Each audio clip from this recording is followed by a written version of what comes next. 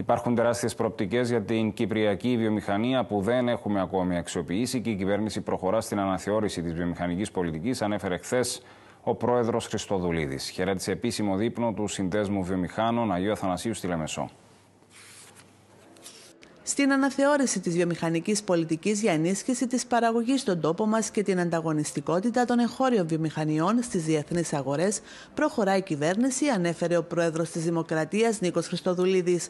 Ο πρόεδρος της Δημοκρατίας παρουσίασε τις προθέσεις του για τον τομέα σε επίσημο δείπνο του Συνδέσμου Βιομηχάνων Αγίου Αθανασίου. Σε αυτό το πλαίσιο, λαμβάνοντας υπόψη τις προκλήσεις που αντιμετωπίζει ο τομέας, επικεντρωνόμαστε στην διεθνοποίηση της κυπριακής βιομηχανίας. Υπάρχουν τεράστιες προοπτικές στην κυπριακή βιομηχανία που δεν έχουμε μέχρι σήμερα αξιοποιήσει και στην ανάγκη να υπάρξει εξωστρέφεια της κυπριακής βιομηχανίας, δίνοντας ιδιαίτερη έμφαση στα προϊόντα που παρουσιάζουν αυξητική τάση στις εξαγωγές. Ο κύριος Χριστοδουλίδης αναφέρθηκε στην προσφορά του συνδέσμου στην κυπριακή οικονομία και υπογράμμισε τη στήριξή του στους βιομηχανούς.